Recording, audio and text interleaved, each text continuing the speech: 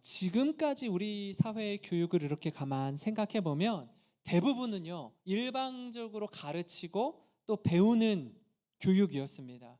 그래서 제가 초등학교 다닐 때를 생각해 보니까 한 반에 한 60명, 65명 정도 아이들이 있었고, 제가 다니던 학교에는 한 학년이 한 22반 정도 있었습니다. 그러니까 아이들이 굉장히 많이 있을 때였죠. 지금은 이제 그렇지 않은 상황이 펼쳐졌는데, 뭐 교실도 좁고 콩나물 시루 같은 교실에서 선생님이 칠판에 오늘 배울 내용을 판서를 이렇게 하시면 아이들은요, 그 칠판에 적힌 내용을 받아 적었습니다.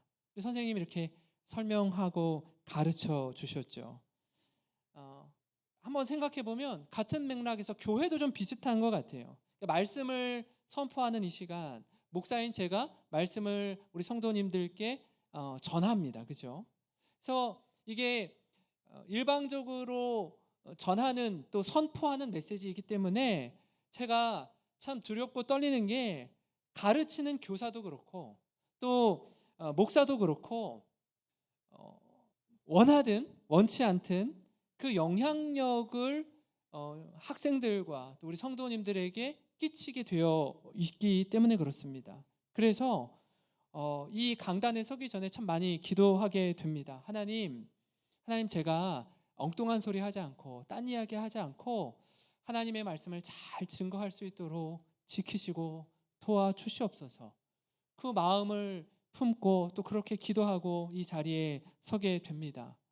이렇게 학교나 또는 직장이나 교회나 우리가 속한 이 공동체의 특징이 그 가르치고 배우는 것에 있어서 이런 표현을 썼죠. 이전에 이렇게 주입식 교육 또는 그 교육의 방향이 일방적이기 때문에 서로의 생각을 나누고 또 토론하는 문화를 우리 모두가 굉장히 어색하고 낯설게 여긴다라는 겁니다.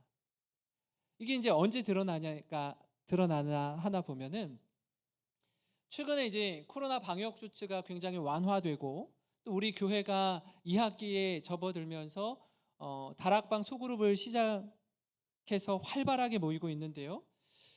제가 몇몇 집사님들께 이렇게 묻습니다. 집사님, 다락방 소그룹 좀 어떠셔요? 이렇게 여쭈면 어떤 분은 그래요. 목사님 너무 좋습니다. 이 시간이 너무 힘을 얻고 용기를 얻고 서로 안부를 묻고 격려하고 새로운 그 활력이 됩니다라고 말씀하시는 분이 있는 반면에, 어떤 분은 이렇게 말씀하시더라고요. 목사님, 이게요 좀 어색해요. 왜 어색하죠? 이전에는 구역장이나 셀 리더가 예배를 인도하고 일방적으로 말씀을 전하고 이렇게 가르쳐 주었는데, 이 다락방을 모이다 보니까 자꾸 뭐 질문을 하는 거예요. 묻는 거예요. 이게 너무 부담스러워요. 어떻게 말해야 될지도 모르겠고, 그전에는 뭐 그렇게 생각이라는 걸 잘 안 했는데 뭐 내 생각을 묻고 의견이 어떠냐 물으니까 버겁습니다 하는 분들이 있어요. 근데 왜 이 나눔이 중요할까요? 전에는 일방적으로 말씀을 전하고 예배를 인도하는 형식이었는데 지금 그렇지 않잖아요. 집사님 어떻게 생각하세요? 어떻게 지내세요? 어떻게 지내긴요? 아무 생각이 없는 거예요. 말씀을 나누기가 싫은 거예요. 불편한 거예요. 근데 왜 이게 중요합니까? 모든 성도가 하나님의 말씀을 매개로 해서 우리의 삶을 오픈해서 나눌 때 어떤 풍성함이 있는가, 여기에 마음을 쓰시면은 이게 얼마나 풍성한 모임인지 깨닫게 됩니다. 전에는요, 이분이 무슨 일을 하는지, 어떤 어려움이 있는지, 또 이런 고난을 어떻게 극복하는지 잘 몰랐어요. 근데 삶을 나누다 보니까 이분도 나랑 동일한 어려움을 겪고 있구나. 어려움을 겪었는데 이걸 어떤 과정을 통해서 극복했구나라는 걸 서로 나누는 거예요. 나만 이 고민하고 있던 게 아니었구나. 그리고 난 이거를 어떻게 세상 가운데 그리스도인답게 살아내야 될지 그 문제 해결을 잘 모르고 있었는데 이분은 그걸 이렇게 극복하면서 세상의 빛과 소금으로 살아가고 있구나라는 걸 들으면서 깨닫고 도전받는 겁니다. 그래서 이 나눔이 풍성해지는 거예요. 왜 이런 소그룹 다락방이 중요한지, 순장의 일방적인 인도보다 서로의 삶을 나누는 게 중요한지 오늘 말씀을 통해 함께 나누고자 하는데요. 그런 측면에서 오늘 말씀은요, 하나님과 우리와의 막혔던 아주 높은 담, 벽과 같은 이 담을 예수 그리스도의 십자가로 허무시고 새로운 영적 공동체를 세운 우리들에게 주시는 말씀이기도 하는데요. 우리가 왜 이렇게 대그룹뿐 아니라 소그룹으로 함께 해야 되느냐? 그 이유는요, 삼위 하나님께서 공동체로 존재하기 때문에 그렇습니다. 성부, 성자, 성령 하나님이 서로 사랑하고 이해하고 배려하면서 창조 사역에 함께 하셨을 뿐만이 아니라 구원 사역에도 함께 하셨고요. 오늘 이 시간도 우리와 함께 하시는 줄 믿습니다. 그래서 우리 역시 하나님의 성품을 닮은 자로 이렇게 대그룹으로 모여서 함께 예배드릴 뿐 아니라 소그룹으로 모여 하나님의 말씀을 매개로 우리 서로의 삶을 나누는 겁니다. 이 대그룹과 소그룹이 병행되어질 때에 건강한 영적 공동체로 성장하는 줄 믿습니다. 그런 차원에서 이 새로운 영적 공동체에 대해 함께 나누기 원하는데요. 그리스도 안에서 새롭게 된 영적 공동체의 특징, 그 첫 번째는 뭐냐면요, 서로 돌아보는 공동체라는 겁니다. 오늘 말씀 24절을 보시면 서로 돌아보아 사랑과 선행을 격려하며, 여기서 돌아본다라는 말이 있는데 이 말의 원뜻은 뭐냐면 주의 깊게 관찰하다, 살펴보다, 또 무언가를 발견하다라는 뜻을 가지고 있습니다. 다시 말해서 서로가 서로를 잘 살피는 겁니다. 지난주에 우리 집사님의 모습을 봤을 때 굉장히 밝고 기쁨이 넘쳤는데 오늘 보니까 이렇게 그늘이 져 있는 거예요. 아니, 어디인가 편치 않아 보이는 거예요. 그러면 다가가서 어떻게 해요? 집사님, 무슨 일 있으세요?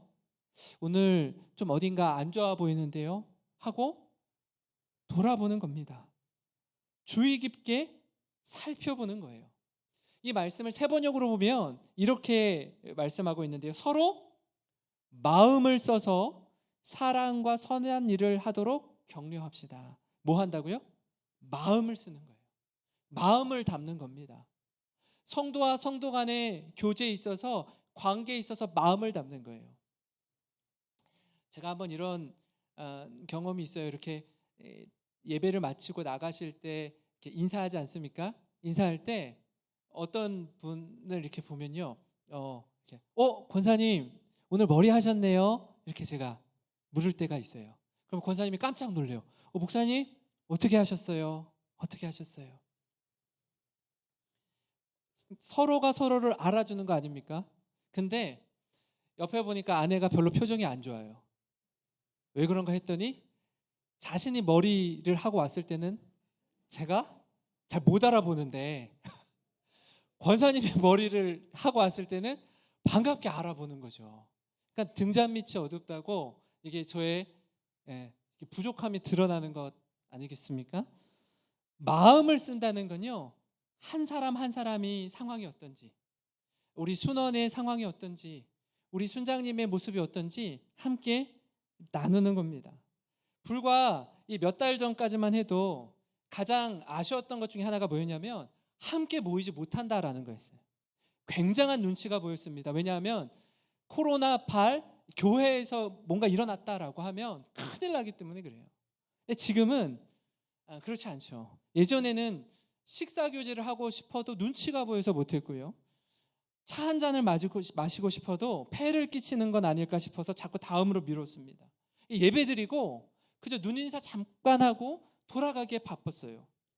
그 시간이 길어지면 길어질수록 이 몸이 멀어지는 것처럼 자꾸 마음도 멀어지는 겁니다. 그때 무슨 생각이 드냐 하면 이건 아닌데, 이건 아닌데. 누가 건강이 좋지 않아서 병원에 입원하시거나 수술을 하시거나 암에 걸리시거나 심지어 돌아가셨는데도 불구하고 잘 모르는 때가 있다라는 거예요. 얼마나 안타깝습니까? 교제가 없는 거예요. 돌아봄이 없는 겁니다. 그러나 이제는 가능해졌어요. 교제도 할 수 있고 식사도 할 수 있게 되었습니다. 물론 여전히 조심해야 하는 부분은 있지만 분명히 새로운 길이 열린 겁니다. 바로 이때가 너무나 중요해요.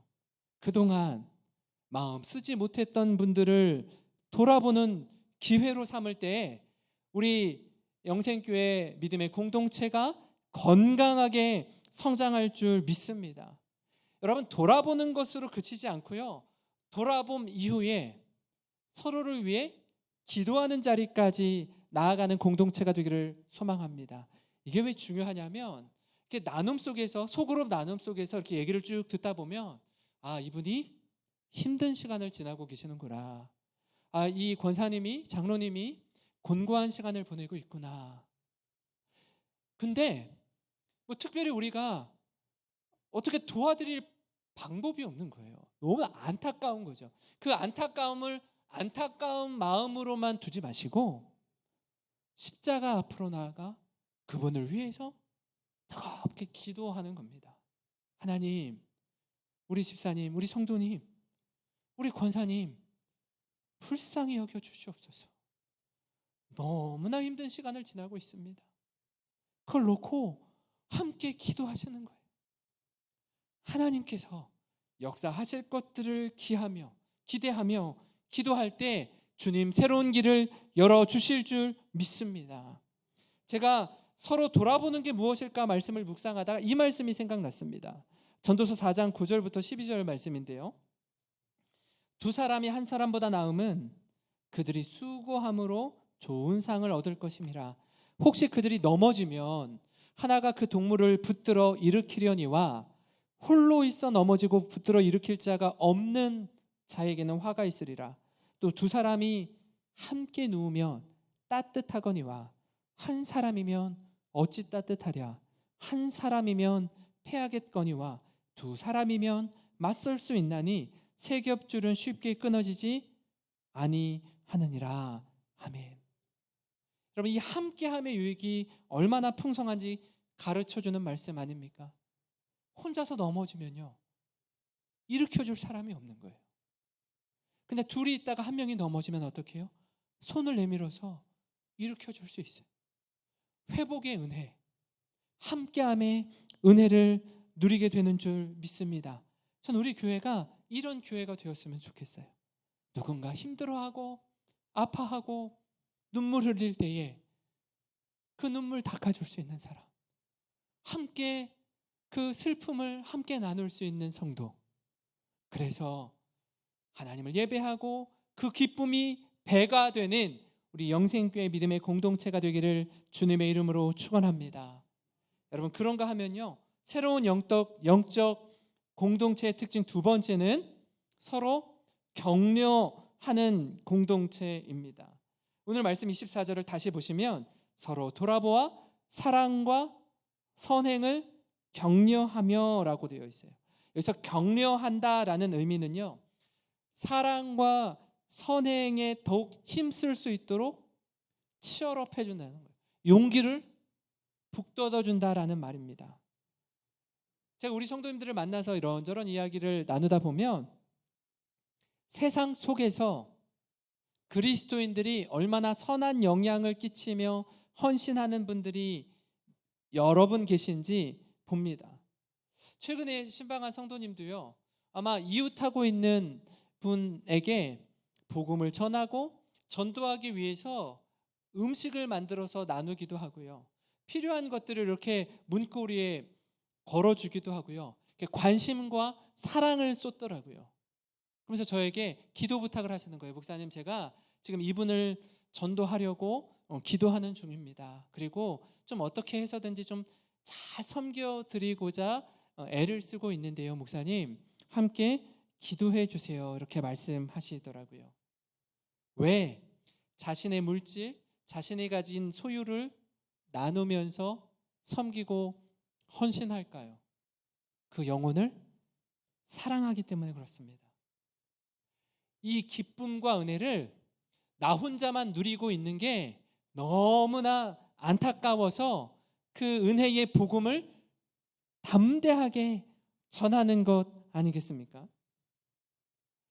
우리가 이 사랑과 선행을 격려할 수 있는 일이 뭘까 제가 생각해 보다가 이런 생각이 들더라고요. 서로 서로를 위해서 칭찬하는 문화를 만들면 좋겠다라는 생각이 들더라고요. 칭찬은 고래도 춤추게 한다는 말이 있지 않습니까?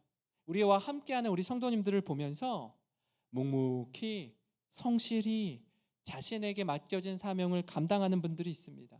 그리고 그 사명을 뛰어넘어서 아주 귀하게 헌신하는 분들이 있어요. 이분들의 모습을 보면서 여러분, 당연히 저분은 원래 그런 분이니까 하고 그냥 지나치지 마시고요. 그분에게 이렇게 한번 칭찬과 격려의 말씀을 해주시면 어떨까요? 집사님 정말 대단하세요. 이 섬김이 너무나 아름답습니다. 이렇게 칭찬의 말 한마디를 던지는 거예요. 어려울까요? 우리가 충분히 할 수 있는 일이라고 생각이 듭니다. 이런 칭찬의 선순환이 있을 때 서로가 서로를 세워주고 힘을 얻고 용기를 얻게 될 줄 믿습니다. 지금 우리 식당 봉사 하시는 분들은요, 담당이 다가오면 토요일 날 먼저 나오셔서 오늘 여러분 섬길 음식을 구입하고 또 다 다듬고 재료를 준비하는 시간을 가지세요. 그리고 몇몇 우리 성도님들 가운데서는요, 우리 교회 화장실 청소를 누가 보든지 아니 보든지 신실하게 새벽마다 밤마다 몰래 무슨 우렁각시 같이 이렇게 하고 계시는 분들이 있어요. 그분들이 사회적으로 그런 일 하실 분들이 아니거든요. 근데 누가 보든지 아니 보든지 섬기는 분들이 계세요. 그래서 제가 우리 교회의 자랑 중에 하나는 깨끗한 화장실이에요. 제가 여러 교회들 다녀봤거든요. 근데 화장실이 늘 깨끗한 환경을 유지하지 않아요. 왜 그럽니까? 교회를 사랑하고 주님을 사랑하기 때문에 그렇습니다. 서로가 서로를 세워줄 때에 정말 하나님뿐만이 아니라 사람들 안에서도 이 칭찬의 선순환이 이루어지기를 간절히 소망합니다. 로마서 14장 18절을 보시면요, 우리 같이 한번 읽었으면 좋겠습니다. 시작. 이로써 그리스도를 섬기는 자는 하나님을 기쁘시게 하며 사람에게도 칭찬을 받느니라. 아멘.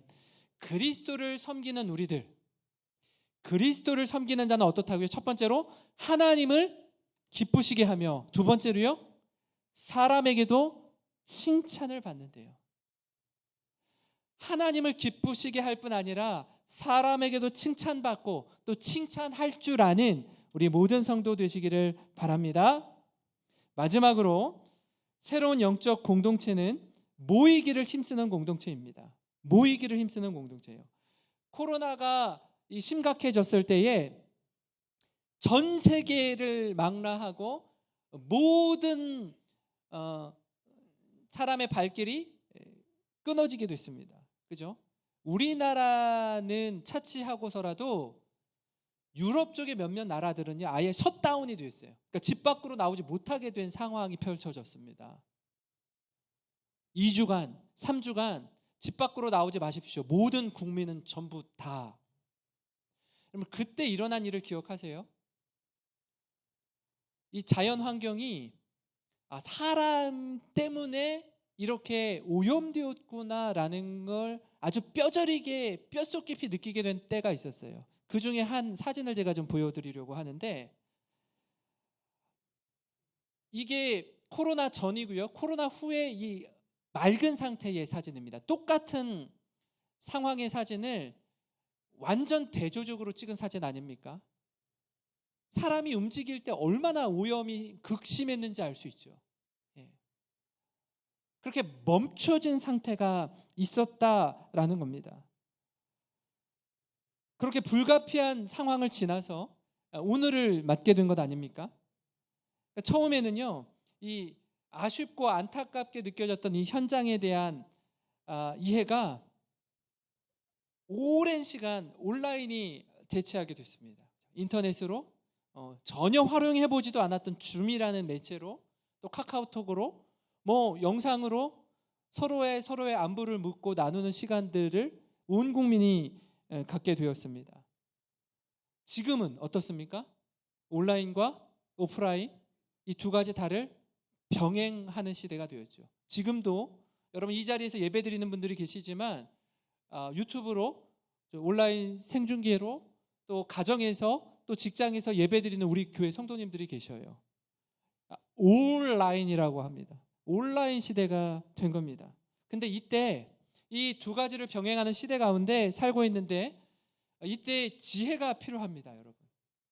25절 말씀을 보시면, 모이기를 패하는 어떤 사람들의 습관과 같이 하지 말고 오직 권하여 그날이 가까움을 볼수록 더욱 그리하자. 그러니까 세상으로부터 부름받은 우리는요, 교회라는 공동체에 모입니다. 그죠? 함께 예배드려요. 뿐만 아니라 이게 우리에게 하나님께서 베풀어 주신 놀라운 특권이요 은혜입니다. 왜 이렇게 모여야 하죠? 왜 현장으로 모여야 합니까? 뭐하러 모이는 겁니까? 여러분 여기에 대해서 분명한 답이 있으셔야 해요. 그렇지 않으면 모일 이유가 없습니다. 우리가 모이는 가장 큰 이유는요, 하나님을 예배하기 위해 모이는 겁니다. 예배를 통해 하나님께 영광 돌리고 예배의 감격과 은혜를 드리는 겁니다. 이 25절 말씀을 세번역으로 보면 이런데요, 어떤 사람들의 습관처럼 우리는 모이기를 그만하지 말고 서로 격려하여 그날이 가까워 오는 것을 볼수록 더욱 힘써 모입시다. 이게 언젠가 모르게 모이지 않는 습관이 몸에 배이기 시작했어요. 그래서 다른 곳에는 다 가요. 다른 모임에는 다 가요. 근데 예배는 우선순위에서 가장 끄트머리에 있는 거예요. 다른 교제 모임, 내가 하고 싶은 취미, 활동, 모든 건 다 스스로의 마음에 다 풀어지고 무장해제가 되었는데, 이상하게도 예배만큼은 저 말단 끝에 우선순위를 두고 있는 겁니다. 놀랍게도 이 히브리서 기자가 성경을 쓰던 당시에도 같은 맥락의 사람들이 있었다라는 거 아닙니까? 모이기를 그만두는 겁니다. 점점 하나님과 멀어지는 겁니다. 2020년도, 지금부터 2년 전에 우리나라의 가구 수를 이렇게 파악해 보니까 1인 가구의 수가 30%를 넘어서기 시작했습니다. 10명 중에 3명은 혼자 사는 사람들이에요. 2050년이 되면 아마 50%를 육박한다라고 해요. 근데 이분들이요, 1인 혼자 생활하는 분들과 이렇게 인터뷰를 해봤더니 이런 말씀하시더라고요. 혼자 사는 게 참 좋습니다. 내가 벌어서 사용을 할 때 넉넉하고 여유가 있어요. 내가 하고 싶은 대로 여행도 갈 수 있고 내가 원하는 것들을 마음껏 누릴 수 있어서 참 좋습니다 라고 말씀하시더라고요. 그런데요, 한 가지 힘든 게 있어요. 뭐냐면 너무 외로워요.